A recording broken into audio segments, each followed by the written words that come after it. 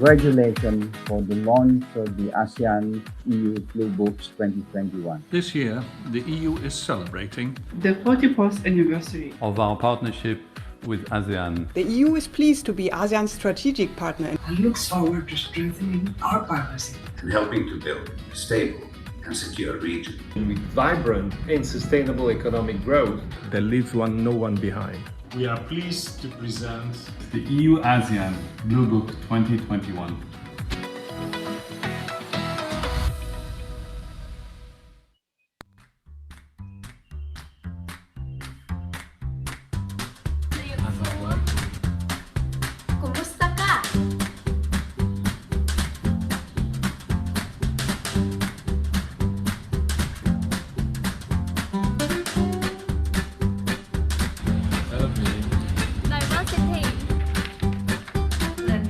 Nagagalak kitang makilala.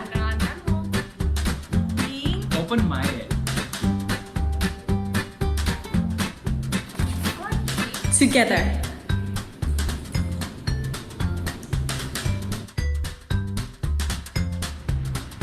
Oneness.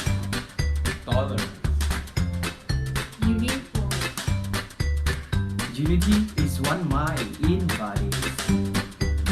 Accepting differences.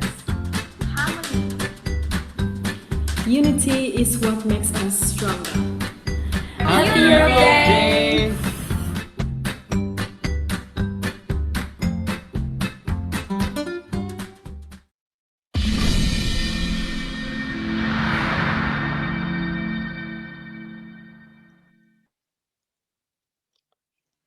Hello everyone. Good afternoon from Jakarta, Indonesia. Good morning or even good evening to all of you from different countries around the world.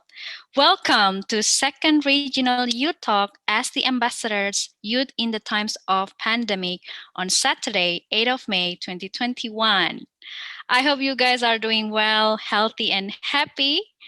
Today, it's the second session after we got the first Ask the Ambassador sessions done on the 8th of February 2021, and this session will be in 1.5 hours. Today we also have a very special moment. It's Europe Day, and I'm sure you are very excited and can't wait to hear and watch and even learn more from Ambassador Igor Driesmans as the EU Ambassador to the ASEAN.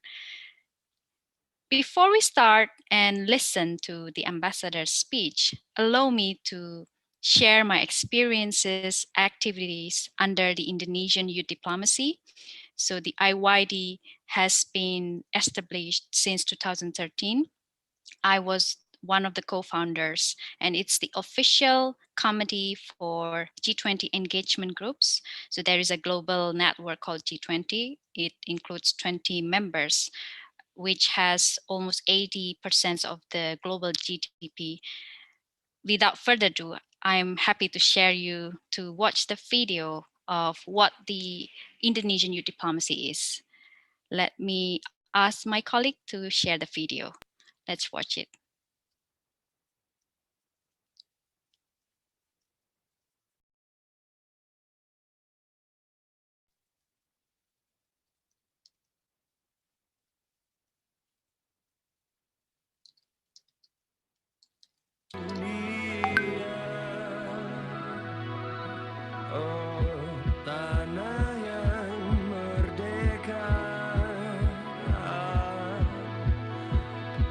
Negeri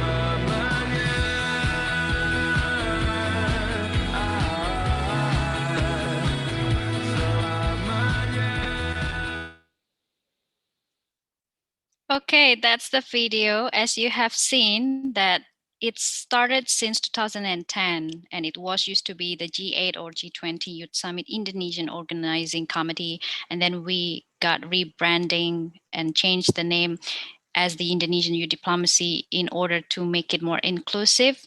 And we are non-profit organization. So it's an independent youth organization aiming to promote international exposure for Indonesian youths and proliferate youth empowerment nationally for the next generation of Indonesian leaders. But we are also open for any collaborations from international members or communities and other countries who would like to share more about youth diplomacy. So basically our top program is called EU20 Summit. So we annually send Indonesian delegates to the EU20 Summit as a part of G20. And then we have Youth Talk. It covers different topics, and we also have Meet the Diplomats. I think this is very interesting for you all because it's like a sharing session from foreign ambassadors. For example, like Ambassador Igor, we are very happy to invite you to our organization to share more about youth diplomacy. And the youth from different countries can share any thoughts or even ask any questions. Perhaps you guys would like to collaborate or have any projects together that you would like to know more about Europe or ASEAN or Asia or even the G20 itself. And the members of IYD basically were coming from the alumni or the former delegates. We've got right now around 50 alumni from different backgrounds, academia, industry, startups, politics, NGO. And one good news that I would like to share to you, next year, Indonesia will become the host of G20 and U20 Summit, and the IYD will be officially the host for U20 Summit. So if you are very interested to join, we are going to organize workshops, trainings, and of course the summit itself. Hopefully it's going to be hybrid, so it can be virtually open for public. And if you are very eager to know more about that program, we are now preparing. Actually, I will share you the slide how to contact us, as I'm aware that perhaps you are very familiar and very popular with Instagram. So we also have Instagram account. Perhaps my colleague would like to share the slide. Yeah, so here we go. That's the way you can connect with us. Go to our Instagram, follow our Instagram account, or you can stay updated with us there because it's a daily basis to share about our events or activities. It's called iYouth Diplomacy, or you can email us through info@indonesianyouthDiplomacy.org. And we also have the website. You can even explore about the youth communique as the outcome of the Y20 Summit, the delegates, the program, the events that we've been doing so far. And it's been around 7.5 years for now. So you go to the indonesianyouthDiplomacy.org, and I'm very happy to collaborate with you all. I think that's all from my slide. Maybe next one. If you would like to stay connected with me, I also have Instagram. You can go to my Instagram as well, Gracia Paramita. And of course, I'm very happy to be connected with you all. So that's about my organization, the Indonesian Youth Diplomacy. And today, I'm not alone to be the moderator. I have a partner, and he's from Thailand. So I call Bright right now. Hello, Bright. Gracia. How are you? I'm good. Thank you very much. Today is such a How's great the day. weather in Thailand? Oh yes, it is such a beautiful weather today. It's been raining for a few days, but today it's rise and shine, like Great. bright, like me. Yeah. So Okay, I'll take over to you for the next presentation. Yes, thank you. I think that today is a good day to come and discuss about and share our story as well. So my story, it will be about my journey related to the Global Youth Biodiversity Network. So, but first, let me introduce myself, why we're waiting for the presentation from my colleagues. My name is Kitikun Saksung. I'm a coach very nicely and very enjoy with everyone. One thing that we get to learn with the community here, we get to learn about the policy, related to the global level, which is the post-2020 Global Biodiversity Framework, which is a very nice one that we can take forward to discuss and find a way that where young people can voice out on, and participate in the decision-making process at both national and the global level. And those knowledge is really great because I get to use that, and not only the knowledge, but also the network that I'm joining to extend to my professional life, which is which is my work as a youth engagement officer at UNDP Thailand. And I also get to mobilize young people through the biodiversity issues and climate issues. And because I learned so much about the youth challenges through this network, I get to explore that and share the stories with a lot more of my friends and the network that I built with the support of the UNDP Thailand, the Center of Excellence on Biodiversity Management, and to establish the Thailand Youth Biodiversity Network in Thailand, which we already gathered around 50 young people from Thailand nationwide to come together and learn about the national policy and also voice out their opinion about the situation to the global policy. And after the event there, I get an opportunity to join at the event called OEWG2, which is the previous slide. The full name is the second open working group for post-2020 Global Biodiversity Framework, which is a place where different parties from the government and also private sector and civil societies come together and discuss about the directions for the global policy that will take place and guide the directions of the biodiversity forward for the next 10 years. And at that setting, I get to learn a lot about how young people can be engaged in that international dialogue. And thankfully, thank you very much for the support of the European Union, who support me as one of the 2 ASEAN youth leaders from through the ASEAN Center for Biodiversity to join the program. So yeah, from that event, I get inspired a lot and come back to work with my team at the GYPN Thailand to set up the public hearing for young people for the draft biodiversity. And then we learn a lot throughout the process about how we can actually engage to the policy level. And as some of you might be wondering if through that process, it is really work? Is it really happening? Because as some of you in different countries might have some different contexts and challenges in the engagement of the young people. But I need to say that at this time, especially in the pandemic, there are lots of issues that has been emerged and popped up that we can see, and it's a great time for young people to voice out and then bring those issues to talk with different generations to find the solutions. And as some of the slides has been passed here, one quote that I would like to give you as well is that nothing about it without it is the same as the issues of young people participating in the policy decision-making level. Because as we see right now, some of you, if some of you have already observed, some of the policy or some of the work that's being implemented, some of them are efficient and not efficient.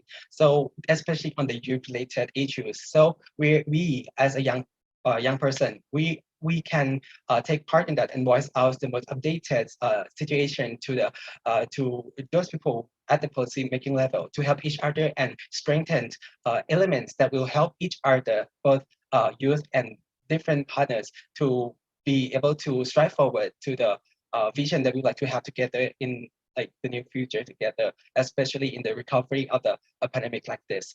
And yes, like last thing, when we talk about the engagement at the policy level like that, it might seem to be like taking so much time, and it might seem like so tiring for some of us.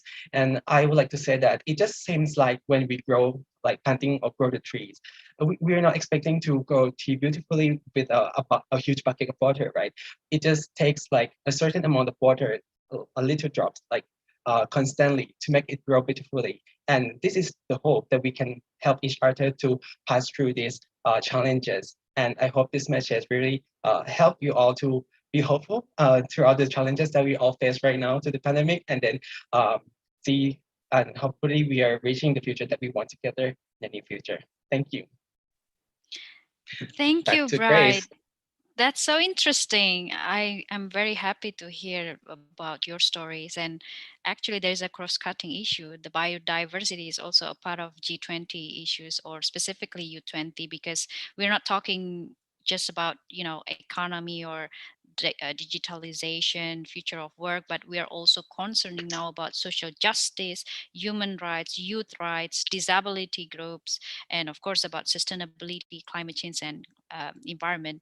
And I'm sure all of you guys as young people are now very aware of SDGs.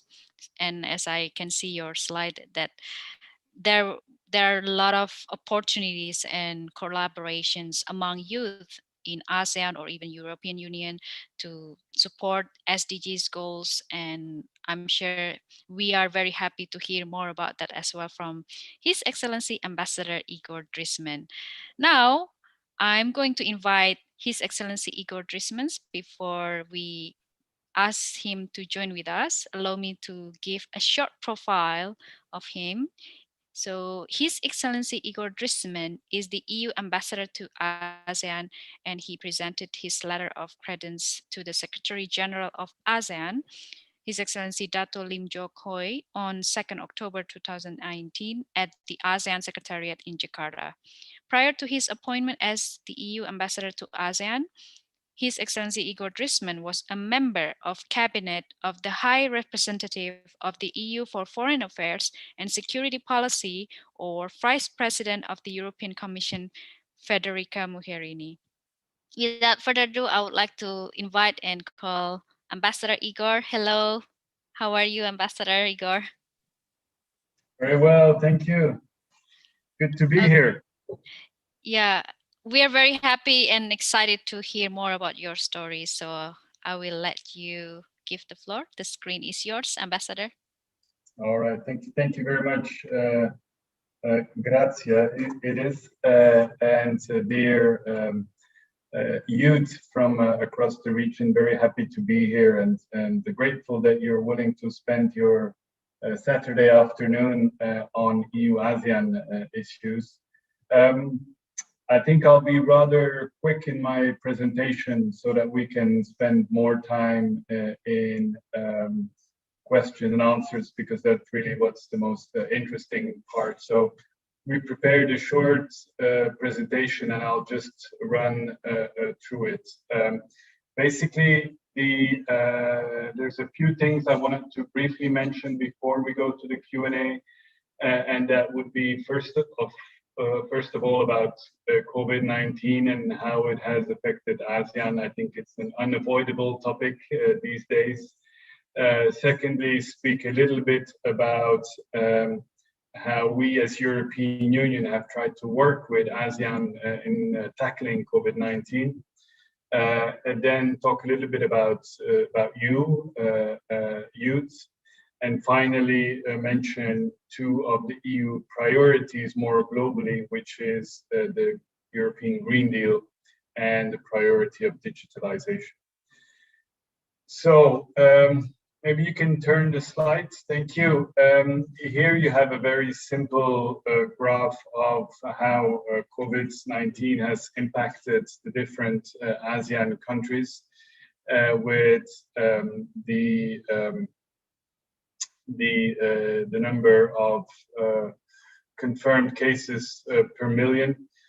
You can see, well, first of all, I should probably mention that this is obviously dependent on the number of tests that are being done in the different countries. So I don't think it necessarily gives you the exact picture of each and every country and the number of infections there, but it did give you some indication of what has been going on in the region. And you can see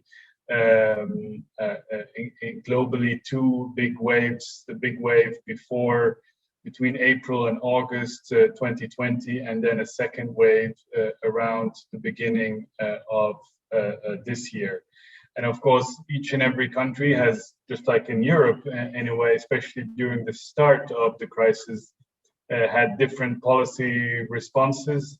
And I think you can see that also in the way that the virus has developed over the months. Next slide, please. And obviously, the virus has had a knock-on effect on the economy in the region. You can see there 5 different countries and how their GDP growth has been affected. And I think you can see amongst the ASEANs, clearly Vietnam is doing best because they have by and large been able to keep the virus out even to today.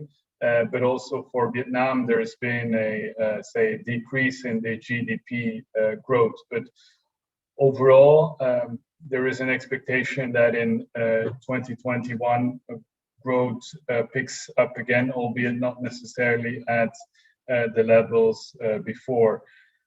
I mean, all this is all the more remarkable because ASEAN is known worldwide as being a region where say the annual growth has been of about 4.2%, so one of the best performing regions in the world, and also a necessary vehicle if we want to reduce poverty. Next slide. There's been not only a knock-on effect on the economic growth, but also on people, on communities, on their health, and on, say, human development, up to the point of testing in some countries also the social and political cohesion. Next slide, please. As I said, the different countries in ASEAN have had different policy responses, but all of them had to balance between, on the one hand, preventing and addressing the health impact of COVID-19, and at the same time maintaining economic activity. And that's been a challenge not just for ASEAN countries, but for just about any country around the world.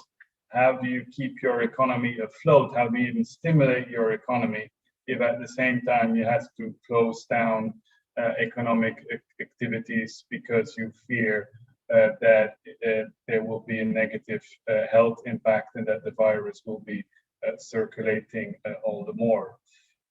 So what ASEAN has been trying to do is been basically to facilitate the communication exchanges, information sharing about what was known about the virus, sharing infection statistics and response updates. And I think especially in the beginning of the crisis, say back in March, April, May 2020, I think you could see that many countries had already been able to cope or draw the lessons from previous outbreaks of different viruses in their respective countries and were somewhat better equipped, I would even say, than many of the developed countries. So that's just a quick reminder on ASEAN and how the different countries have been impacted by the virus. A word now on EU-ASEAN. From the start, we have been very quick to reach out to ASEAN at political level to say that we need to tackle this crisis together. And back in March 2020, we were actually the first partner of ASEAN to hold a virtual foreign ministers meeting dedicated to COVID-19 to see at political level, how do we cooperate in terms of mitigating the social and economic impact? How do we keep supply chains open? And how do we advance scientific research? I think there was also a political message there from both our regions, which is that this is very much a crisis that demands a science-based approach, a science-based response. So there's no point in pinpointing one or the other or playing a blame game. We needed to find the right scientific approach to it. So we've been following up with expert dialogues on COVID-19. One was held in December last year, and the next one will be held on the 25th of May. So where experts from Europe and ASEAN come together to discuss the cooperation on access and the distribution of vaccines. We also invite to these meetings people from the COVAX facility, from the World Health Organizations, because some of these issues are extremely technical and require that experts on both sides meet. So in addition to, say, the political level commitment, in addition to the expert dialogues on vaccines, we've also come forward with a Team Europe support package of over 800 million euro in the different ASEAN countries. That consists of several different issues. As you can see there, we support at the regional level the World Health Organization, also individually in each and every country, to help countries to address the health impact of COVID-19.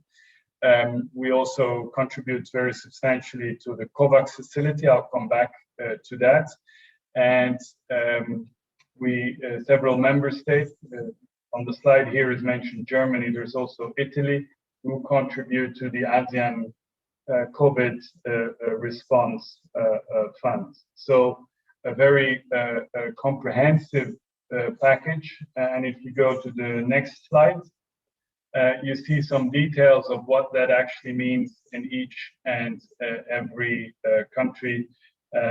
Singapore and Brunei are missing here, but you can see the details for the 8 other countries. For example, in Cambodia, we work on supporting hospitals, water sanitation, hygiene, and nutrition. In Indonesia, we've been working with 2 hospitals, with civil society, and so on and so forth. You can find the details on this slide if that is of interest to you. But all in all, the response has been comprehensive, basically on 3 different parts. First part is support healthcare facilities and testing capacities. For example, as you can see, what we've been doing in Laos or also Cambodia. Secondly is the protection of livelihoods and the resilience of vulnerable communities. One example there is Myanmar, where we've been supporting factory workers who have been out of job because of the economic impact of COVID-19. And the third kind of way of providing support has been basic budget support. So we basically give money through the budget for economic recovery. So that's, for example, what we've been doing in Cambodia again. Right. Next slide. Thank you. Now everybody's always wondering, that's all fine, but what about the vaccines? So a word about that, maybe. The main vehicle that we have chosen to support vaccination worldwide is the so-called COVAX facility, which is a multilateral facility which has been set up by Gavi and the World Health Organization, and which basic objective has been to make sure that vaccines come to reach middle-income countries and low-income countries around the world. Now, for us, that's been a very deliberate choice. We have been basically the one who originated the COVAX facility with a very strong purpose. That is that we don't think it's a good idea that individual countries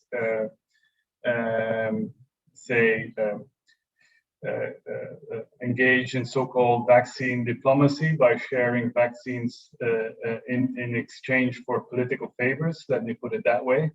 I think what is needed is a multilateral, depoliticized way of sharing vaccines, and that's exactly what the COVAX facility is doing. And that's why we have and still are by far the biggest contributor as Team Europe, European Commission, together with our member states, of the COVAX facility. And if you go to the next slide, these were some of the statistics for ASEAN, with 32 million doses foreseen. For this year, we do hope that will be scaled up. And here you see the breakdown of what that means per country. In many of your countries, you will have seen COVAX deliveries arrive. I think in most ASEAN countries now. But as I said, we hope that as compared to those statistics that are mentioned there for Q1 and Q2, that we can actually go over and beyond the doses that are currently foreseen. But that depends mainly on production capacity, which is an entirely different issue as to the financing of the vaccines. I might add just here that in addition to financing of the COVAX facility, the European Union is also a major producer of vaccines. We have produced up to last week some 200 million doses for consumption within the European Union. But we have also shipped abroad more than 200 million doses to 90 different countries around the world, including several in ASEAN, Singapore, Malaysia, others.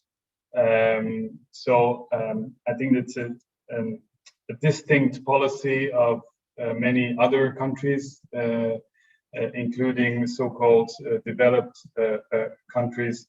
We've engaged in vaccine multilateralism, even though obviously we would all want there to be more vaccines available and more produced, not just for EU or ASEAN, but for consumption or being attributed around the world. So next slide. Now, apart from speaking myself, I'd also be keen to listen to you and how you have been coping with this pandemic, because it changes the life of a diplomat, I can tell you, but it also changes the life of each and every one of you. And I do feel that youth has been disproportionately hit by this crisis in so many different ways. And if you can go to the next slide, there was actually a report done by the World Economic Forum, whereby they asked a number of questions, and 69% of the survey participants found it difficult to work or study remotely, and some 7% said it was totally impossible. And having two teenagers at home who try to study remotely, I can testify to how difficult it is. Now, there's trying to find also the good news out of the crisis.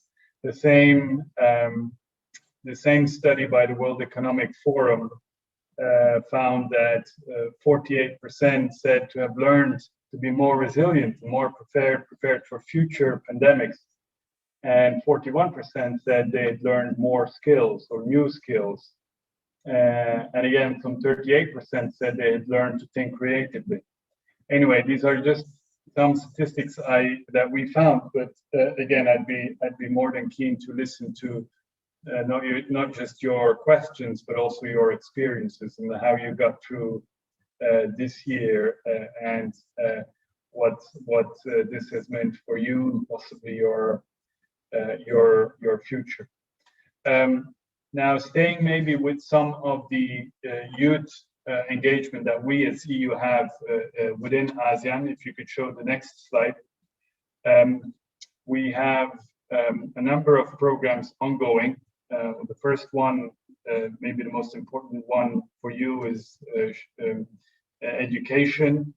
I'm very happy that we have been able to extend our SHARE program until the end of 2022 with new scholarships coming online.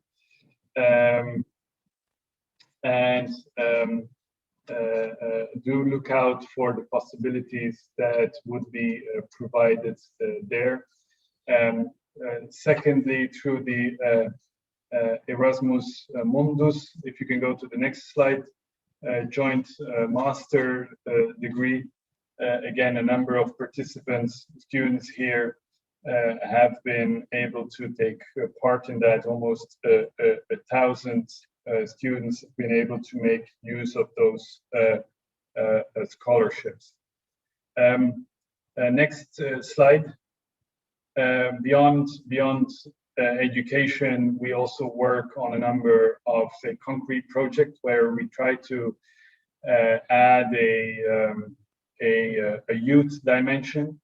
I'm speaking about farmers' access to social protection, the so-called Farmers Project, our Switch Asia project, or indeed if you go to the next slide, the biodiversity one, but Bright has been speaking about that so eloquently, I don't need to repeat all of that. So that's basically some examples of our engagement with youth. So before I finish, I just want to point out two big priorities for the European Union, our two overarching priorities where we hope basically to prepare Europe for the future. The first one is the European Green Deal, which might be known to some of you. The one point that is known most is its objective, which is to make Europe a climate neutral continent by 2050.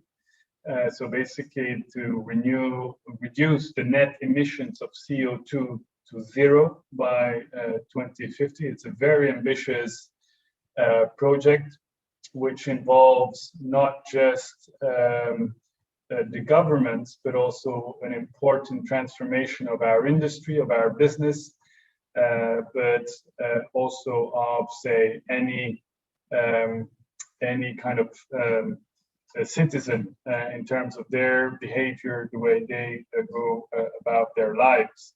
And as you can see on this slide, it really talks about many different issues, from clean energy to the way we do agriculture, to the way we make our homes more energy efficient, to eliminating pollution, and so on and so forth.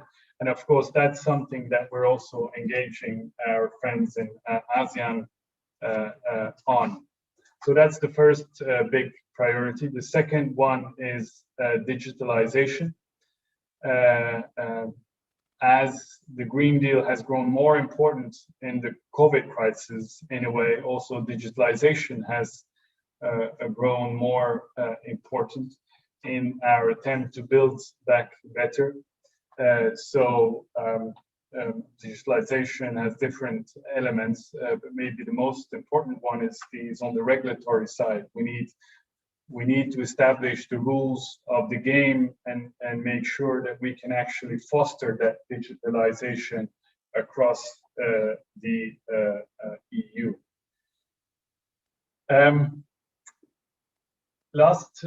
Very last slide, I promise, is maybe an inspiration also for you. It's a word about the European Union internal EU strategy. And it's based on 3 different pillars. The first one is to engage, so encourage participation of youth in the decision-making within the European Union. And we basically constructed an EU youth dialogue, whereby in each and every member state of the EU, we set up working groups on a number of themes. That's the future and the quality of employment, that's access to education, but also a dedicated one to rural youth and the opportunities for youth living in rural areas. So all these working groups in these different member states make recommendations, and once a year this is discussed in this EU youth dialogue with the decision makers of the EU, and that makes for a very interesting and lively event. The second one is Connect. Again, we spoke about the Erasmus programs, the exchanges that we need. And the third one is the empowerment of youth with a focus on employment, mostly, because also in Europe, there's a real issue of youth unemployment. I'll stop here. I promised to be short, but I realized I've been too long anyway. But I think that goes with the job. So I'm all yours. Thank you so much, Ambassador Igor. Thank you for your insights and thoughts, especially the data or statistics regarding how the youth can be influenced or can have roles in during the COVID-19 pandemic. And just to let you know, guys, there will be quiz, and the questions might be related to Ambassador Igor's slides. So be, remember of those data and bear with those presentations. Okay, now we are going to do the question and answer. I'll let Bright to lead the sessions first. Okay, thank you. And thank you, Mr. Ambassador, for a very great presentation. So it's now time for the Q&A. If anybody has questions, feel free to put it up in the Q&A. So we will pick some of them to ask Mr. Ambassador right now, and we apologize in advance that we might not be able to answer all the questions because with our limited time that we have right now. So let's start with the first one. Let me invite Garian Novanto to ask Mr. Ambassador the questions. Please open your mic and video to ask the questions directly. Over to you, Garian. Sorry if I pronounce your name incorrectly.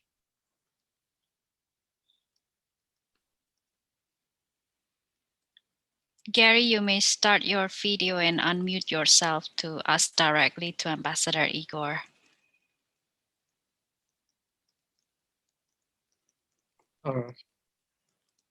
Okay, if we seems to not be able to get Garian up here, so I will read the questions from him or Go her. ahead. I'm sorry. The question is: as ASEAN millennials, what? As ASEAN millennials. Oh, hi. Hi. We can hear you now. Yeah, hello. Okay, please. My name is Gary. Questions. Yeah, I want to ask about my question.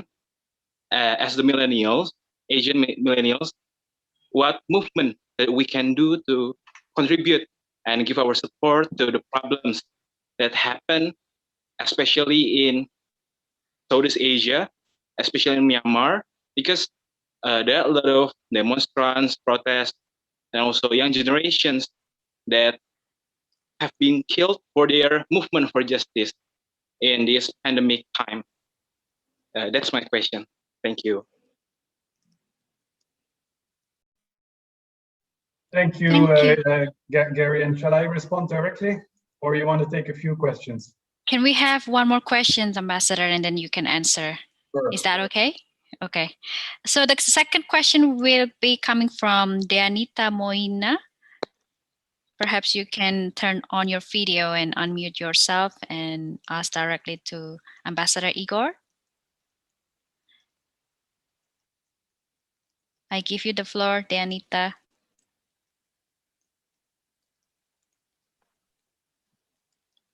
Yes, we can see you. Raise your hand. Yes. Oh, hello. Yes, we can go hear you. ahead. Okay, hi. So, my question is, because of the COVID-19 and everything, and everything that includes social gathering become virtual gathering, and after a year of pandemic, the term of Zoom fatigue appear, and how these virtualizations affected, diplomatic summit, government projects, and productivity in, European Union in Asian South. Thank you.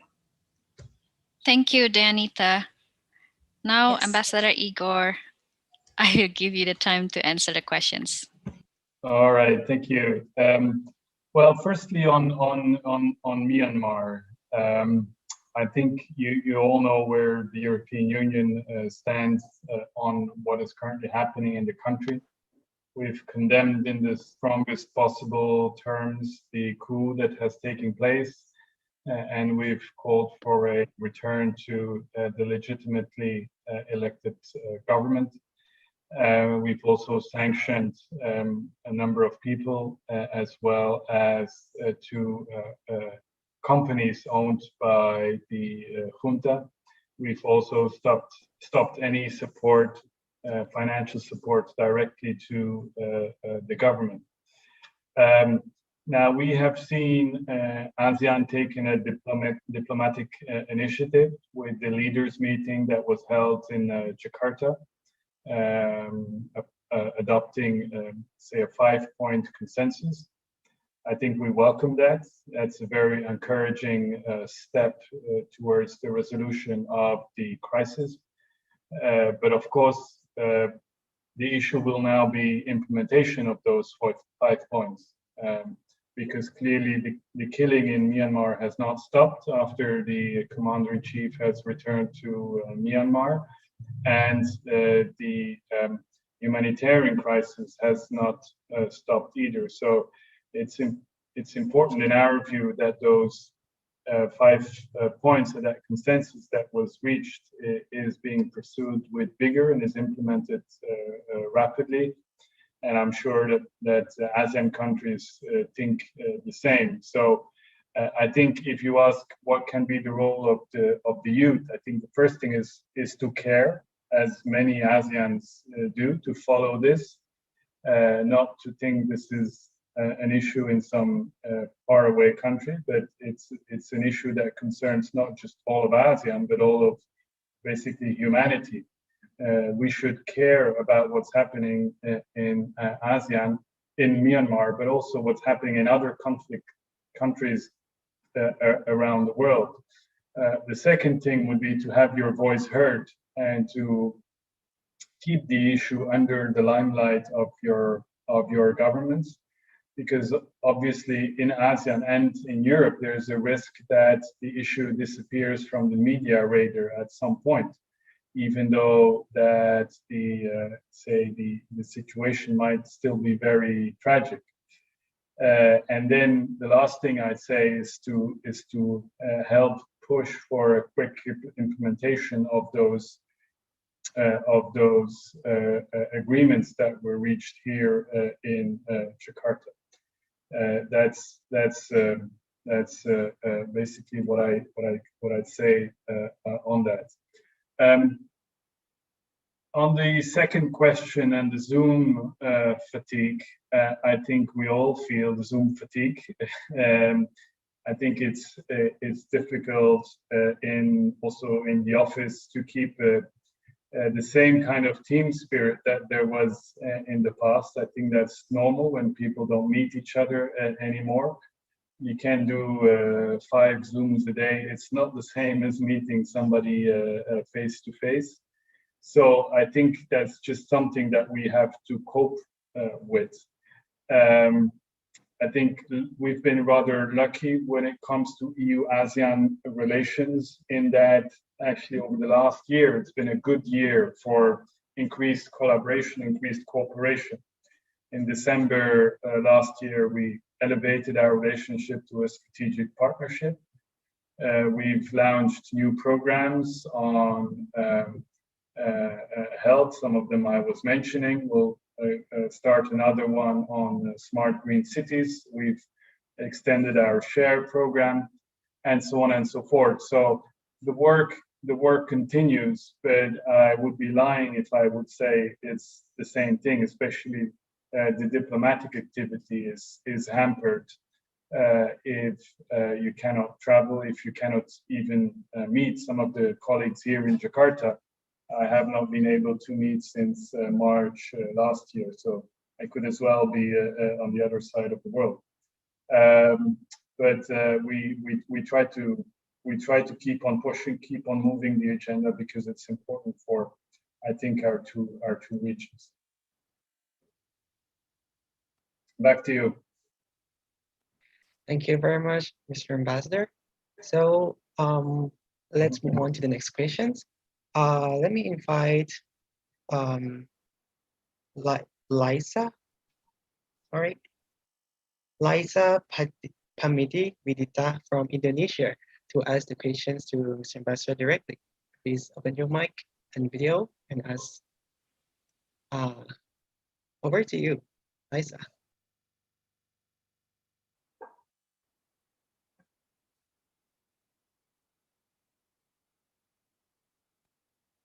Okay, I can see you up now. Please open your mic.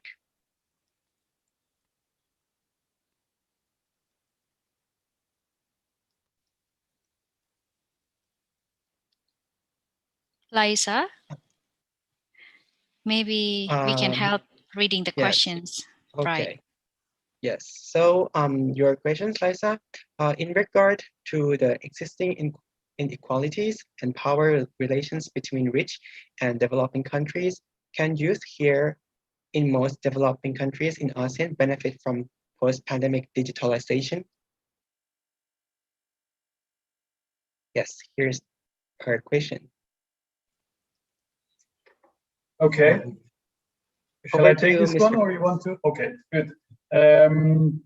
I think it's absolutely right that digitalization can be, I say can be, a vehicle for bridging the gap between the poor and the rich. If I just give a very simple example, in many African countries for a very long time, they had missed the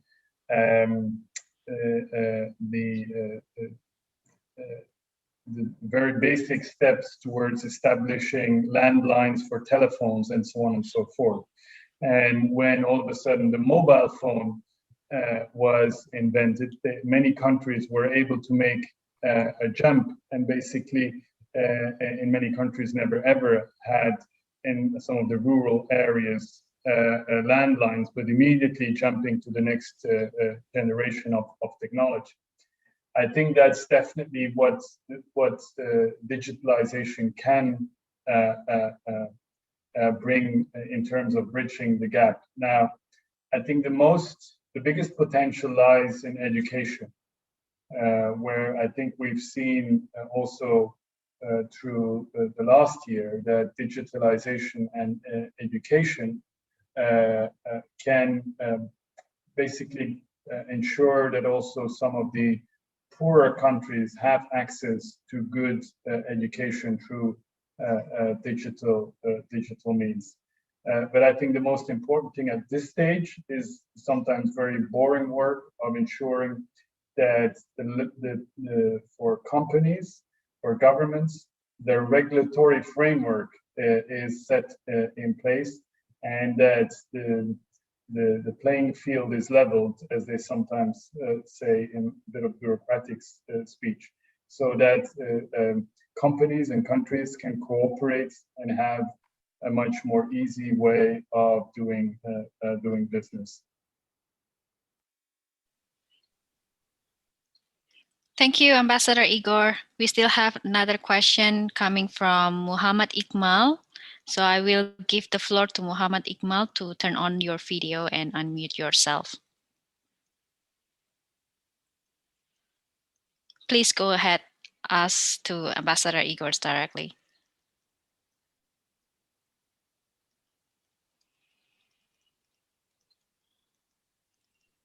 Muhammad Iqmal, I can see your name here. Perhaps you would like to ask directly to Ambassador Igor.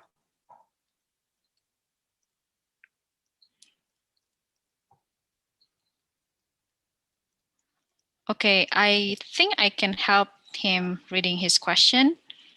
So, what are the roles of youth for the equal vaccine rollout around the world? That's right. The question, Ambassador. I don't know if I get the question entirely, but I do think that in many, say, especially developed countries, that youth has actually been the last one in the row when it comes to vaccination. The focus has been on the vulnerable people. The focus has been on the elderly people. And the reasoning has often been that youth is less prone to fall sick or to even die from the coronavirus, hence vaccination should happen only at the end. Some other countries have taken a different view. They say that youth are economic actors and should be vaccinated first. But I think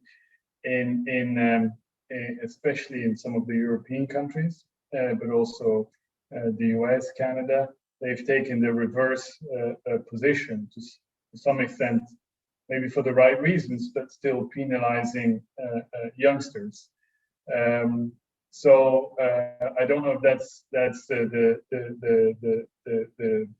good answer to the question, but I think if there's one thing that youth can do is to help overcome what's still existing in terms of vaccine skepticism. I think we should all be ambassadors of, say, trust in our science-based approach, and to ensure that when the vaccination is offered to us, it is also our civic duty to take it, and that also goes for youth. Thank you, Mr. Ambassador. Yes. So up next to the next question. Please let me invite Alfan from Matia to ask the questions directly to the Mr. Ambassador. Over to you, Alfan. Hello, Mr. Igor. Thank you so much for the moderator. Let me ask you some question. Maybe just relating what happened now in ASEAN between the. We know that the situation between People's Republic of China and some ASEAN member states became escalated. I mean, after the 9th land claim or South China Sea conflict, the cooperation or relation between some ASEAN country and China become quite heated. And my question is that any way to re-establish that relation between this country, I mean, between ASEAN countries, member state and China? And is that any possible way or a chance that we are, as a youth, to make the situation more better in the future? Thank you for the question. I think that is my question. Okay. I think when it comes to the South China Sea, let me just say what our position is as European Union. You might know that we we do not take sides in any of the claims that are being issued by one or the other between ASEAN countries and China, but also amongst ASEAN countries, there is overlapping claims.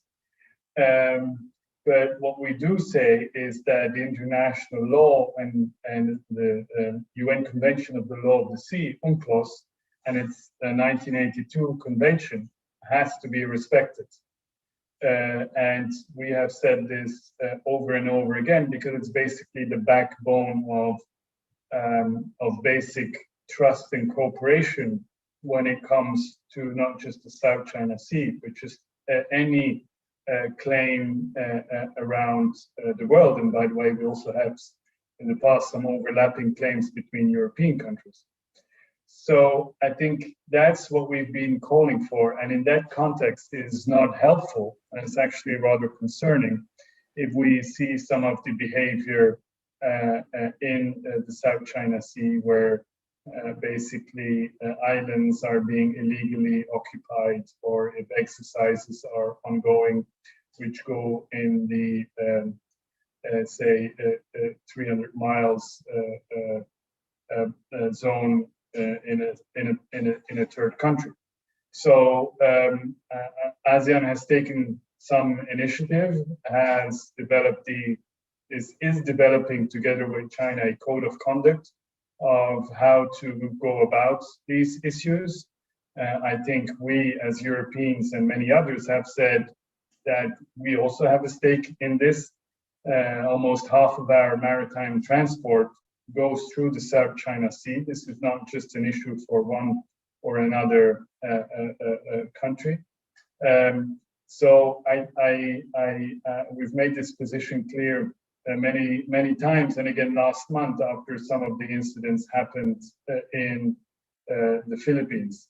Now, having said all of this, of course, it is important that one tries also, when you speak about youth, to establish good relations with anybody. And at least the ASEAN diplomats always tell me that they would not want to choose between one country or another country. Try to have good relations with everybody. So that's a challenge. If at the same time you need to have third countries respect your boundaries. So that's I guess that's why you need diplomats for. So maybe that's a career for you to pursue. Thank you, Ambassador. That's very interesting answer, because we need to be respectful from each other, even from EU and ASEAN countries, especially regarding the South China Sea. That's like a long journey to overcome that problem. The next question is coming from YouTube, and it's from Senia. So, hi, I would like to ask Mr. Ambassador, do you have any tips on how we can stay motivated during this pandemic? I was going to ask you guys the same thing.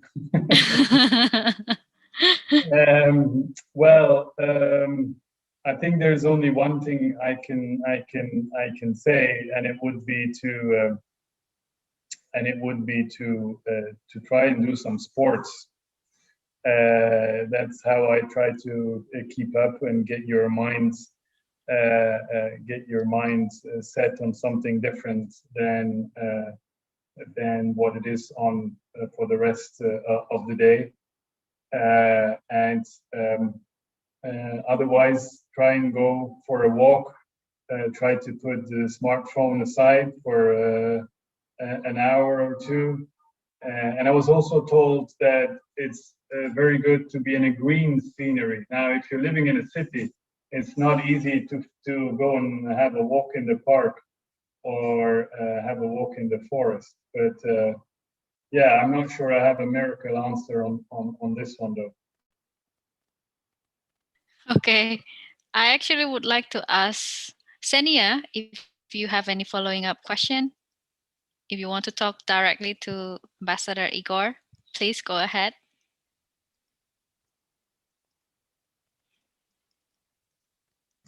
Yeah, I would just like to ask, you mentioned sports. So what is your favorite sports? What activity do you do personally?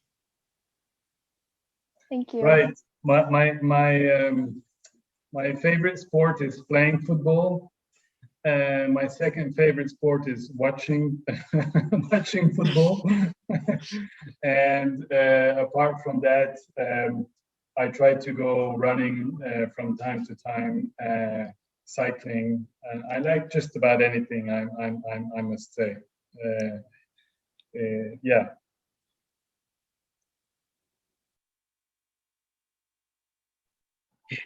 Okay, thank you, Mr. Ambassador. Very nice to know. And the next questions, it's from Nia Sarah Marjail Mashat. Would you like to ask the question directly to the ambassador? Are you here? Hi, Nia. We can see you now. Feel free to open your mic and ask the questions directly.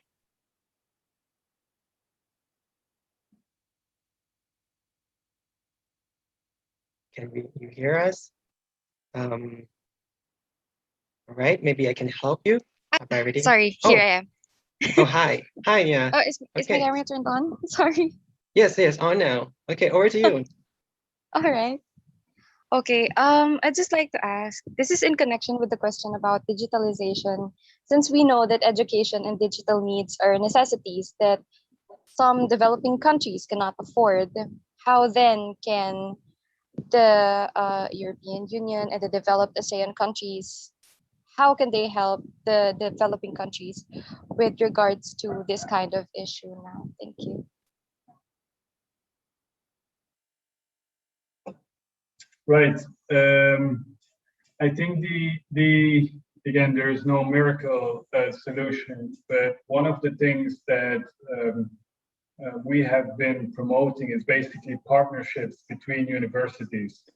So rather than say purely government promoted, to encourage universities to establish partnerships, and that can be between a richer university from a say more developed country and a less developed country, so that some of the wealth of knowledge, some of the research that they have can be also to the benefit of other universities who may be less well off financially.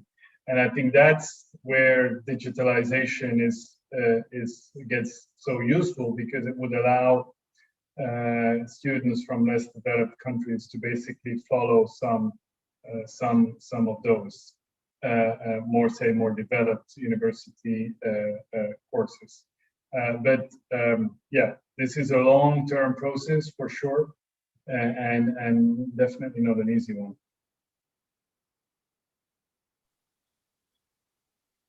Okay, thank you, Ambassador. We still have another question. And now I would like to invite Syafa Rifki Failputra to ask directly.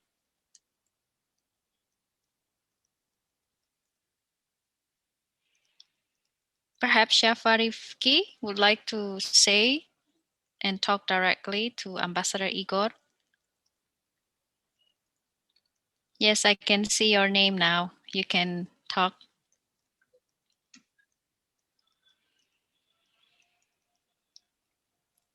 You may ask directly to Ambassador Syafa Rifki.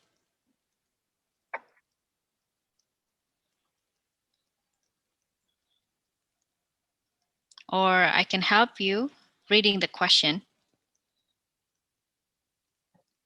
Okay. So this is the question. In the field of education, is there a cooperation program between ASEAN and Europe for the provision of college scholarships? I think this is something related to Erasmus Mundus, maybe, Ambassador? That's right. So we have the Erasmus Mundus program. So I would advise you to say on a regular basis check what the possibilities are, because there are quite a few possibilities for students and scholars to study in Europe under the Erasmus Mundus program. So do be on the lookout for that.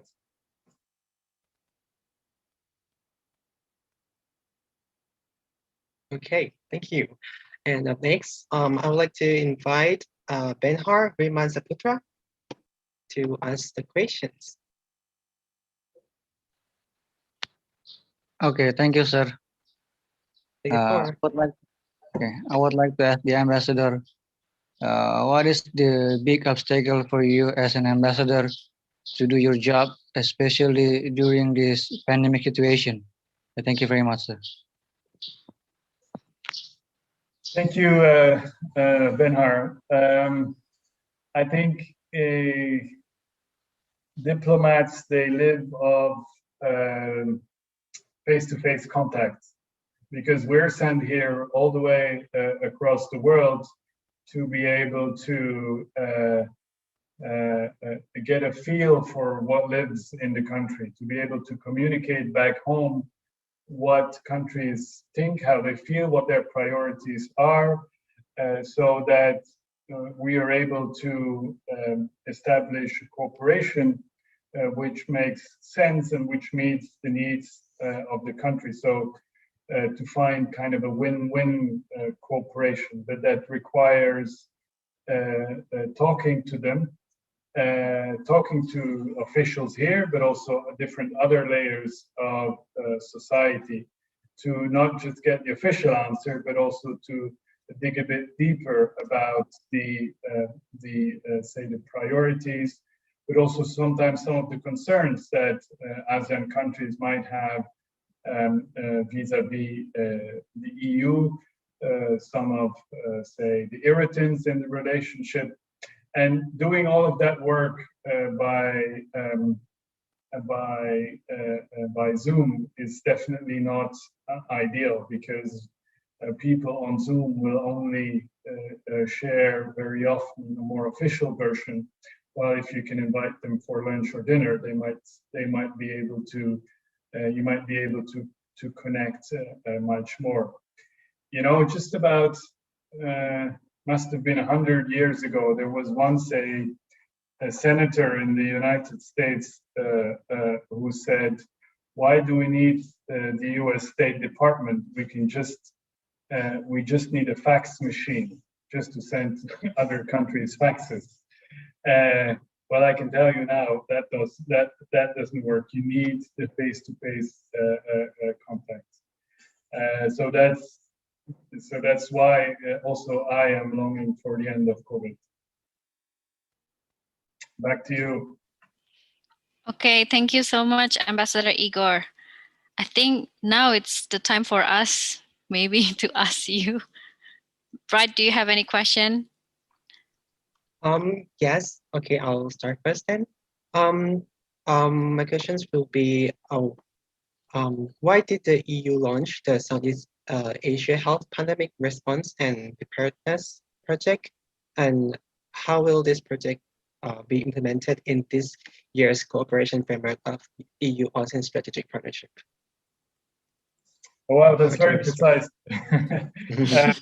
Basically, we decided to work with the World Health Organization, and we gave them a grant of a very substantial grant of 20 million euro to support ASEAN countries on the one hand, and to reinforce the ASEAN level, so that not only they could help, say, Indonesia, Thailand, or any other country to reinforce their health systems, but also that they could reinforce the regional cooperation on health preparedness.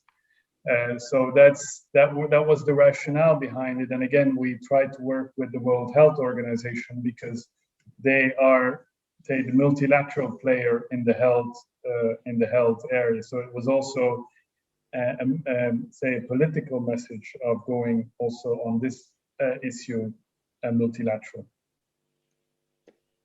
Okay, thank you, Mr. Ambassador. I have a question, and I'm wondering about the green recovery from EU to ASEAN, and what would you, or what has the EU done for developing the green recovery to ASEAN members? Right. We have already quite a bit of cooperation ongoing.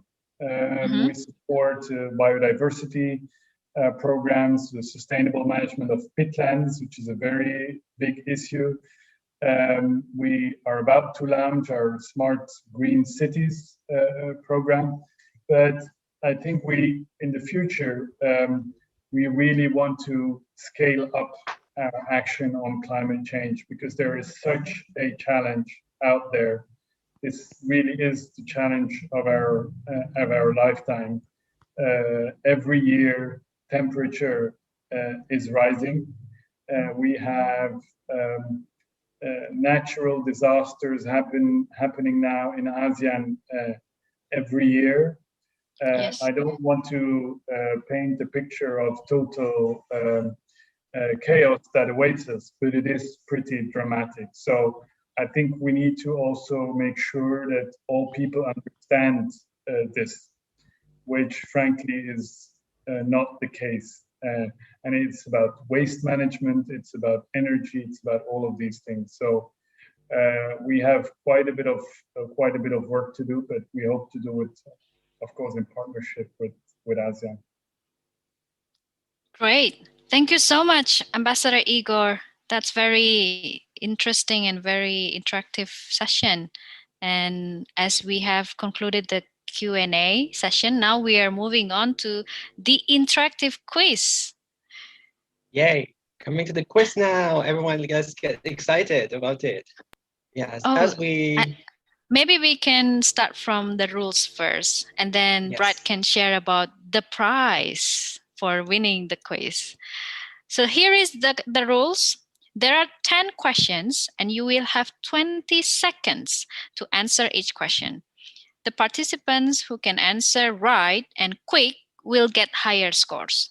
Perhaps you are a bit familiar with Kahoot, so maybe the mechanism is a bit similar to Kahoot games. And then we will give prizes to top 10 winners with the highest scores based on the leaderboard that we will display by the end of the quiz. And if you see your username as the top 10 winners on the final leaderboard, please screenshot your monitor on mobile phone as the proof redeem the prize. Make sure your username is visible for the verification purpose. The winners are required to contact the committee via email, and I'm sure the committee will share specifically or in details through the chat box. So the email is eu-asean@landl-meals.com by informing their detailed address and proof of winning. So it's the screenshot of your username and the final leaderboard. The last one, we will arrange the prize shipment to your address without any charge. Shall we start, Bright?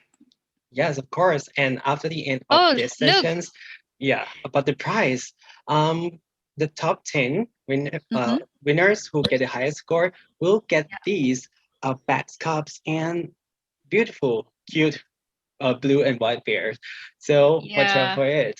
And don't forget to capture your screen at the end. So for now, let's start. Shall we? Yep. Yes, you can go to the link that we have shared through the chat box. So it's joinmyquiz.com and press the game code 580757. So how many people are we going to wait, Bright? About how many 50 people. Sure. So guys, please be quick. I'm sure you are so excited about the questions and probably a bit nervous what kind of questions that will be delivered. Yeah, some of them will be from the answers that Mr. Ambassador already gave us as well. So let's see how we can remember or like take those into this quiz. So be quick, everyone. Yes, now we are seeing almost 40 people. So we're still waiting another 10 people joining us. Yes. Almost 10 more, everyone.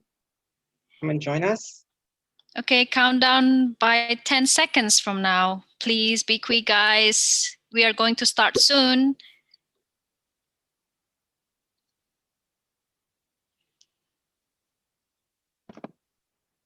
Okay, let's start. First question, Bright, over to you. Yes. So the first question, when did the EU announce the Southeast Asia Health Pandemic Response and Preparedness Program? So the choices are, Grace, can you help me out there? Oh my God, this is so excited. 5, 4, 3, 2, 1. Time's up. Who's the winner for this first question? Gabriela. Oh, no. Bruce. Oh, wow. So the correct answer is December 2020. Okay, Yeah. everyone. Congrats, Bruce. Next question. Get ready. In the spirit of global solidarity, the EU has launched the Team Europe package to support partner countries in the fight against the coronavirus pandemic.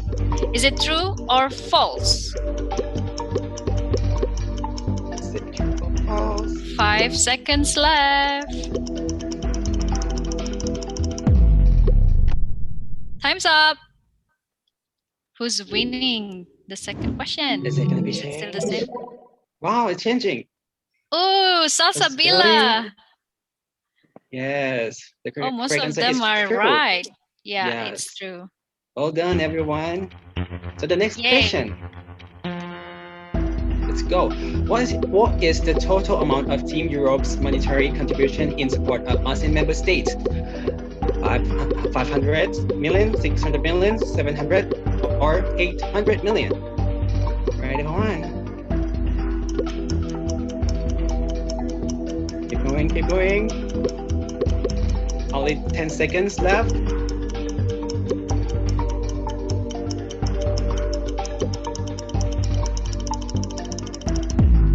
Time's up.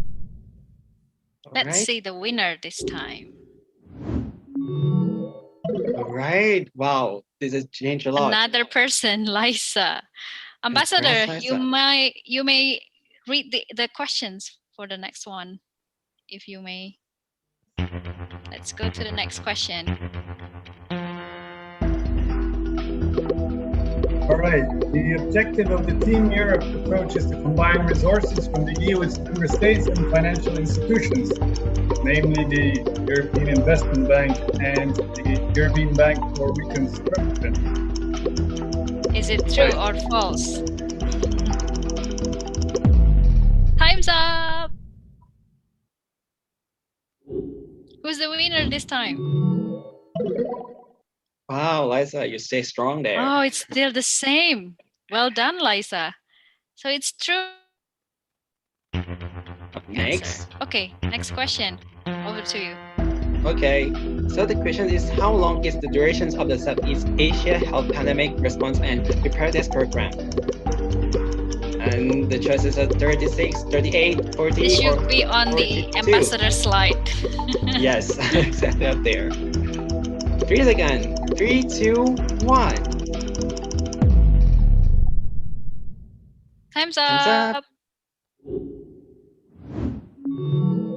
Who's winning?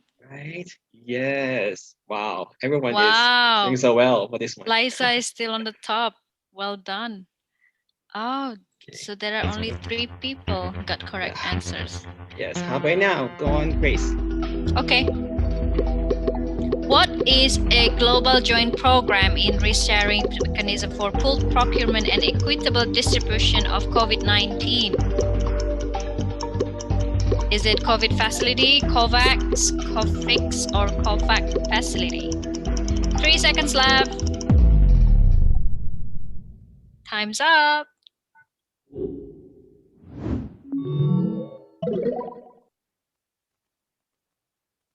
Wow, Liza is still winning. Impressive. So the correct answer is COVAX facility. Yes. Ambassador Igor, you may read the questions for the next one. All right, as of today, how many ASEAN member states have received the delivery of COVID-19 vaccine? Oh my God, this is so easy. You guys should do it correctly. Yes, 3, 4, 5, and 6. Everyone's so quick now. Almost done. Time's Time's up. up. Let's see. Let's check it out. Oh, Satrio. Different person this time, Where did it come from? Satrio. Yes. So the correct answer is 5. 6. Oh, 5, sorry. The next question. Yeah, the financial contribution the EU made to COVAX represents more than 50% of the COVID-19 budget for the COVAX facility. Is it true or false? Is it true or false? Come on, be quick.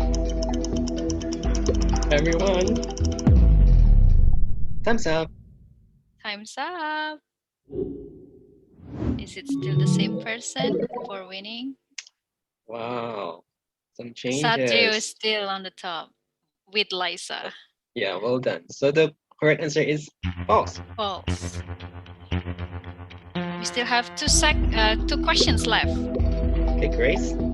How many doses of the vaccine need to be secured to ensure that everyone can get access to a COVID-19 vaccine, including citizens of ASEAN? Is it 1.1 billion, 1.2, 1.3, or 1.4 billion? Time's up.